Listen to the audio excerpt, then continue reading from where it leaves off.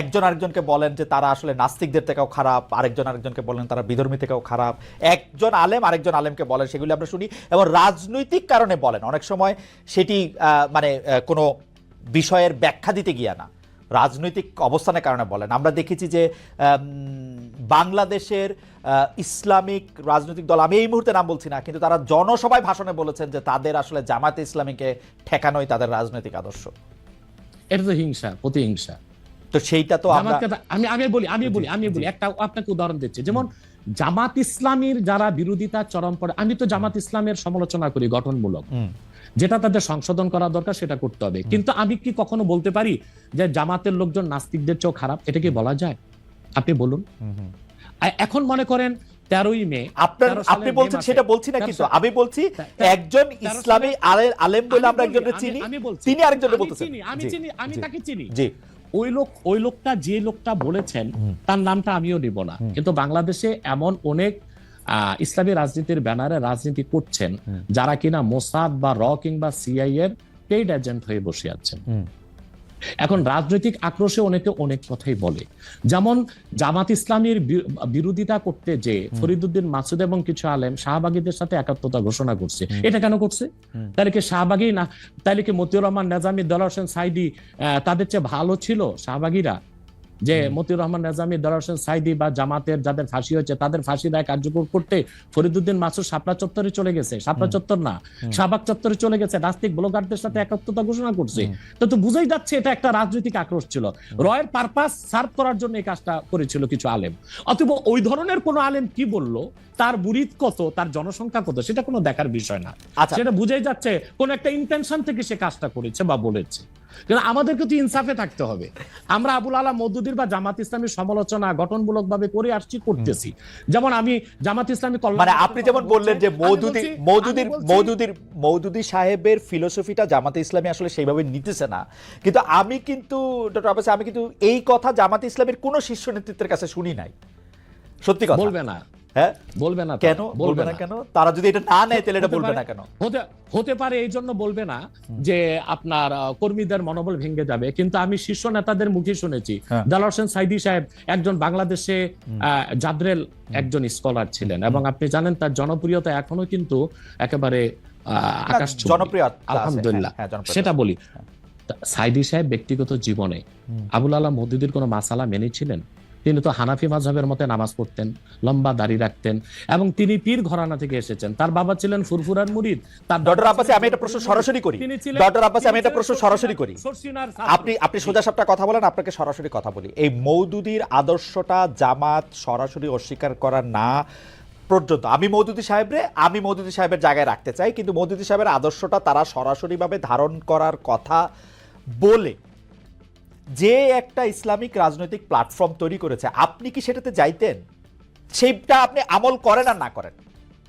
তাহলে দুইটা কারণে যেতাম। তো জনাব সাইদি যে গিয়েছিলেন সেটাকে আপনি সঠিক মনে করেন? না, সাইদি সাহেব কেন গিয়েছিলেন সেটা তার, আপনি বলতেছিলেন যে তিনি আমলটা করেন নাই, কিন্তু আদর্শের এই ঘরানায় কি আপনি আসতেন? দেখুন, সাইদি সাহেবের একটা বক্তব্য আমি শুনেছি। তিনি একটা সাক্ষাৎকারে বলেছিলেন যে তিনি দেখেছেন ইসলামী রাষ্ট্র প্রতিষ্ঠা করার জন্য যে জনবল দরকার, যে কাজকর্ম দরকার, উনি সেটা জামাতের মধ্যে পেয়েছিলেন। সেজন্য তিনি জামাতের রাজনীতিতে ছিলেন। কিন্তু ব্যক্তিগত জীবনে তিনি তো হানাফি মাযহাব মেনেছেন, আহলুস সুন্নাহ ওয়াল জামাতের আকীদা বিশ্বাসী লালন করতেন অধিকাংশ ক্ষেত্রে, এবং তিনি পীর ঘরানার ছিলেন এবং পীর মাশায়েখদেরকে যথেষ্ট শ্রদ্ধা করতেন। আমি আগেই বলেছি যে বাংলাদেশে জামাত ইসলামী আকীদাগত দিক দিয়ে আবুল আলা মওদুদীর আকীদা সবাই গ্রহণ করে নাই। দক্ষিণ চট্টগ্রামে যারা জামাতের নেতা আমির, তারা আমাদের সাথে দক্ষিণ চট্টগ্রামে, আচ্ছা, এই ব্যাপারে আপনার বক্তব্য পরিষ্কার। আমি এই ব্যাপারে আবার উত্তরবঙ্গে যারা জামাতের নেতা তারা লামাযহাবী, তারা মাযহাবী মানেন না। সেজন্য আমি বলেছি আবুল আলা মওদুদী তিনি কোনো ইমাম ছিলেন না, তিনি ছিলেন রাষ্ট্রচিন্তক, দার্শনিক। তো তিনি একটা ইসলামী একটি শরিয়া রাষ্ট্র কায়েমের জন্য তিনি যে রাজনৈতিক দর্শন দিয়েছিলেন সেটা জামাত নিয়েছে। কিন্তু আবুল আলা মওদুদীর আকীদায় যথেষ্ট ত্রুটি ছিল, সেটা আগেও বলেছি, এখনো বলছি। এবং জামাত ইসলামী যেহেতু ডেমোক্রেসির চর্চা করে, তাদের সাথে আমার যাওয়ার প্রশ্নে আসে না। তবে আমি আবারও বলছি, চরমনাই হোক, জামাত হোক, মজলিস হোক, তারা সবাই মিলে অ্যালায়েন্স করে সংসদে একটা বিরাট সংখ্যক প্রতিনিধি দল নিয়ে থাকুক, এটা আমি চাই। ওকে, আমি জাস্ট এটাতে একটু ছোট্ট করে একটা জিনিস যোগ করে আমি জামাতের এবং রাজনৈতিক প্রসঙ্গে আসবো। আমি শুধু একটু ধর্মীয় প্রসঙ্গে একটু আসতে চাই। আপনি লামাজাবিদের কথা বললেন, লামাজাবিদের অনেকেই, আপনি যে নিজেকে একজন গর্বিত কট্টর সুন্নি বলে পরিচয় দিচ্ছেন, সেই জায়গায় আপনাদের বিশ্বাস এবং ধর্মাচরণে, যেটাকে ঈমান আর আকীদা বলা হয়, সেটার মধ্যে অনেক ত্রুটি রয়েছে বলে তারাও মনে করেন, এবং তারা এই ব্যাপারটা নিয়ে তারা একটা অবস্থান নিয়ে থাকেন বিভিন্ন জায়গায়। এমনকি মসজিদের ক্ষেত্রে আলাদা করে ঘোষণা দিচ্ছেন যে এটা হচ্ছে ঠিক এইভাবে পড়ার মসজিদ, এইটা এইভাবে নামাজ পড়ার জিনিস। এই ব্যাপারটাকে আপনি কিভাবে ডিল করেন, মানে এটা কি আপনার কাছে কি মনে হয়? দেখুন কথা হচ্ছে যে যারা লামাজহাবি, তাদের লামাজহাবিরা পৃথিবীর কোনো মুসলিম রাষ্ট্রে স্বীকৃত নয়। যেমন সৌদি আরবিয়া, সৌদি আরবতে আব্দুর রহমান আস-সুদাইস কাবাগরের ইমাম সাহেব বলেছেন লামাজহাবি একটা বাতিল ফেরকা। সেখানে হাম্বলি মাযহাব চর্চা করা হয় এবং সেখানে কোরআন সুন্নাহ মোতাবেক চলার স্বাধীনতা দিয়েছে সৌদি সরকার। এবং রাষ্ট্রীয় অধিক মাসালার ক্ষেত্রে সৌদি সরকার হাম্বলি মাযহাবের মত নিয়েছে এবং ইমাম আবু হানিফার হানাফি মাযহাব থেকে মত নিয়েছে। যেমন শাফি, মালিকি, হাম্বলি 3 মাযহাবে বেনামাজি যদি মুসলিম হয় তাকে মৃত্যুদণ্ড দিতে হবে। কিন্তু ইমাম আজমের মাসালা হচ্ছে যে না, যদি কেউ মুসলিম পরিচয় দেয়, অমুসলিম নামাজ পড়বে না, এটাই স্বাভাবিক। মুসলিম যদি পরিচয় দেয় আর সে নামাজ না পড়ে, তাকে বেত্রাঘাত করা যাবে। এই ক্ষেত্রে সৌদি সরকার হানাফি মাযহাবটা নিয়েছে। তো লামাজহাবি হচ্ছে সে কোনো মাযহাব মানে না।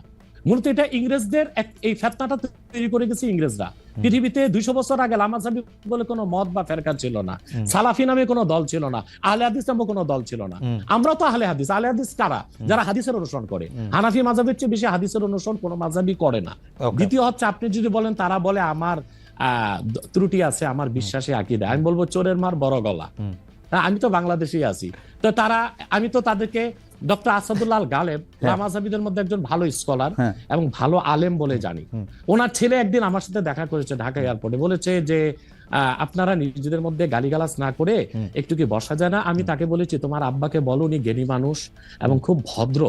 আসাদুল্লাহ গালেব সাহেব উগ্রপন্থী নন, তিনি খুবই ভদ্রভাবে কথাবার্তা বলেন এবং তিনি জ্ঞান রাখেন। আমি বলেছি তোমার আব্বাকে বলো লামাজহাবিদের স্কলারদের সাথে আমরা বাহাস দরকার নেই, তাতে তো ঝগড়া হয়, আমরা সংলাপে বসতে পারি, দেখি আমরা কোন দলটি কোরআন সুন্নাহ মোতাবেক চলি, এটা আমাদের মধ্যে সংলাপ হতে পারে। এবং আমি আবারও আপনাকে বলছি, ইসলামের মৌলিক বিশ্বাসের ক্ষেত্রে আহলে হাদিস লামাজহাবিরাও কিন্তু আমাদের সাথেই আছে। কিন্তু পার্থক্যটা কোথায়? পার্থক্যটা হচ্ছে যেমন মাযহাব মানবো কি মানবো না, কিংবা আমলীগত দিক থেকে কিছু আকীদাগত পার্থক্য আছে। আমলী দিক দিয়ে বেশি পার্থক্য। যেমন হচ্ছে আমরা বলি তারাবি 20 রাকাত, তারা বলে 8 রাকাত। আমরা বলি ওয়েতের 3 রাকাত, তারা বলে 1 রাকাত। কিন্তু কোন লামাজহাবি বলে না ওয়েতের বলে নামাজ নাই, বলে ওয়েতের আছে 1 রাকাত। না না, আমি এরকম শুনছি, আমার এরকম শুনছি, আমার যে নামাজ পড়ার জন্য আলাদা মানে এটা সকল দর্শকের জন্য বলছে যে আলাদা দাঁড়ানোর সিস্টেম বা ভঙ্গি বা স্টাইল লামাজহাবিদের, আপনাদের তো আপনাদের বলতে হচ্ছে দেখেন আমরা যারা আপনি বলেন বাংলাদেশে 3 থেকে 3.5 লক্ষ মসজিদ হানাফি ইমাম, কোন মসজিদ লেখা আছে হানাফি মসজিদ? কিন্তু বাংলাদেশে যে 200 লামাজহাবিদের মসজিদ আছে সেখানে তারা লিখে রাখছে আহলে হাদিস মসজিদ। তা বোঝা যাচ্ছে আহলে হাদিস মসজিদে আহলে হাদিসরাই ঢুকবে। তো বৈষম্য তো তারাই করছে, তারাই কিন্তু প্রমাণ দিচ্ছে তারা একটা ফেরকা, তারা একটা ভিন্ন দল। আমাদের হানাফিদের মসজিদে লেখা নেই হানাফি মসজিদ, ওখানে হানাফিও যাবে লামাজহাবিও যেতে পারবে। আপনি অবাক হবেন, আমাদের আব্বাসী মসজিদের যে মসজিদ, বড় মসজিদ, এখানে প্রত্যেক জুমায় প্রচুর লামাজহাবি আসে এবং তারা জোরে আমিন বলে এবং রফিয়া দান করে, আমাদের পক্ষ থেকে কোনো বাধা নাই। কিন্তু আমি যেহেতু আপনাকে ফলো করি, আমি আপনার বক্তব্যে অনেক সময় শুনছি যে তাদের সম্পর্কে আপনি খুব ভালো কথা বলেন নাই। মানে আমি যদি গালাগালি নাও বলি অনেক সময়, মানে আমি এই মুহূর্তে আমি বলবো না যে আপনি যেমন ডক্টর জনাব মিজানুর রহমান আজহারীকে আপনি যেমন কাফির বলেছেন, তেমন রাজ্জাক সাহেবকে আপনি কাফির বলেছেন কিনা, তবে আপনি বলেছেন কিনা এটা বর্ণনা করতে না পারলেও তাকে আলেমদের কাউকেও অনেক বড় গালি দিতে শুনেছি, মানে দাজ্জাল বা এরকম বলতেও শুনেছি আর কি। এইটা কি ঠিক আছে? মানে আমরা লোকরা কি করবো তাহলে? দেখুন, এটা ঠিক আছে। কেন ঠিক আছে? সেটা হচ্ছে তাদের বক্তব্যগুলো এত মারাত্মক এবং বক্তব্যগুলো যখন আল্লাহ তার হাবিব মুহাম্মদ সাল্লাল্লাহু আলাইহি সাল্লামের সম্মানের খেলাফ যায়, তখন কিন্তু আমাদেরকে কঠোর ভাষায় তাদেরকে প্রতিহত করতে হয়। যেমন আপনি যে তরুণ বক্তার কথা বললেন, তরুণ বক্তা, সে লোকটা কি বলেছে? সে আল্লাহর হাবিব নূর নবীজি মুহাম্মদ মুস্তাফা সাল্লাল্লাহু আলাইহি সাল্লামের আরশচুম্বী সম্মানের খেলাফ, আল্লাহ তাআলার সম্মানের খেলাফ বক্তব্য দিয়েছে। হালা শব্দ ব্যবহার করছে, এটা কি হয়? সে বলেছে আম্মাজান খাদিজা ভার্জিন ছিলেন না, আমার মাকে যদি কেউ বলে ভার্জিন ছিল না আমি মেনে নিব। সে বলেছে যে এরপর না, কিন্তু স্যার আপনার কাছে কি মনে হয় না উনি তাকে আসলে অসম্মান করার জন্য একটা ফ্যাক্ট সামনে আনছেন? না না না, এটা আপনাদের মৌলিক বিশ্বাসের মধ্যে একটা বড় ঘাপলা। আমার সাথে আপনার কথা বলার যে শব্দচয়ন, সেটা কখনো আল্লাহ তার হাবিব সাল্লাল্লাহু আলাইহি ওয়াসাল্লামের শানে ওই শব্দচয়ন ব্যবহার হতে পারে না। আচ্ছা, ইসলামী আইন শাস্ত্র স্পষ্ট এসেছে যে দেখুন, আমি আপনাকে একটা হাদিস শোনাচ্ছি, একটা হাদিসে কুদসি। আল্লাহ তাআলা তার হাবিব, আপনি একটু আপনার জন্য উপকার হবে, জনগণের জন্য উপকার হবে, একটা দলিলই যথেষ্ট। খন্দক যুদ্ধে আল্লাহর হাবিব সাল্লাল্লাহু আলাইহি সাল্লামের আসর নামাজ কাজা হয়েছিল, আর উহুদ যুদ্ধে আল্লাহর হাবিব সাল্লাল্লাহু আলাইহি সাল্লামের দাঁত শহীদ হয়েছিল। উহুদ যুদ্ধে আল্লাহ হাবিব সাল্লাল্লাহু আলাইহি সাল্লামের দাঁত শহীদ হওয়ার পর আল্লাহ হাবিব সাল্লাল্লাহু আলাইহি সাল্লাম কাফিরদেরকে বদদুয়া করেন নাই, কিন্তু খন্দক যুদ্ধে নামাজটা ছুটে যাওয়াতে এত কষ্ট পেয়েছেন আল্লাহর হাবিব, তিনি বদদুয়া করেছেন আল্লাহুম্মা ইমলা বুতুনাহুম ওয়া কুবুরহুম নারা, আল্লাহ কাফেরদের কবরগুলো আর সিনাগুলো জাহান্নামের আগুন দিয়ে ভরপুর করে দাও, তাদের কারণে আসর নামাজটা পড়তে পারলাম না। মাগরিবের পর আল্লাহর হাবিব সাল্লাল্লাহু আলাইহি ওয়াসাল্লাম আসর কাজা করে মাগরিব পড়েছেন। আল্লাহ তখন হাদিসে কুদসি নাজিল করেছেন, মুহাম্মদ সাল্লাল্লাহু আলাইহি ওয়াসাল্লাম আপনি উহুদে আপনার দাঁত শহীদ হয়েছে, আপনি মাফ করে দিয়েছেন, কিন্তু খন্দকে নামাজ চলে গেছে, আমার হকটা মাফ করলেন না। আল্লাহ সেদিন নিয়ম করে দিলেন, আল্লাহ বললেন যে আপনার উম্মতের মধ্যে কোনো ব্যক্তি যদি সারা জীবনও নামাজ না পড়ে সে কাফের হবে না, গুনাহগার হবে, পানিশমেন্ট পাবে, কিন্তু ওয়ামান তাআনা শাআরাতাম মিন শাআরাতিকা ইয়াকফুর, কিন্তু আপনি মুহাম্মদ সাল্লাল্লাহু আলাইহি ওয়াসাল্লামের একটি চুল মোবারক নিয়ে যদি কেউ মন্তব্য করে সে কাফের হয়ে যাবে। তার মানে হচ্ছে আমার আপনার ক্ষেত্রে যে শব্দচয়ন চলে সেটা আল্লাহ তার হাবিব সাল্লাল্লাহু আলাইহি ওয়াসাল্লামের আরশচুম্বী শানে চলে না। এখন ইচ্ছাই হোক অনিচ্ছাই হোক ওই রকম শব্দ ব্যবহার যে করবে ইসলামী আইন শাস্ত্র মতে সে কাফের বলে ঘোষিত হবে। ওকে, সেই একইভাবে আপনি মাওলানা রাজ্জাক বিন ইউসুফকেও আপনি বলছেন যে তার কিছু শব্দচয়ন নিয়ে আপনার আপত্তি ছিল, সেটা একইভাবে সেটা বলছেন সে মাওলানা রাজ্জাক বিন ইউসুফ সম্পর্কেও। এবং তিনি দেখেন একটা কথা বলি, আব্দুর রাজ্জাক সাহেবকে গালি দেওয়াতে আপনি যত কষ্ট পেয়েছেন সে তত কষ্ট পায়নি, কারণ সে তার ভুলটা বুঝতে পেরেছে। না,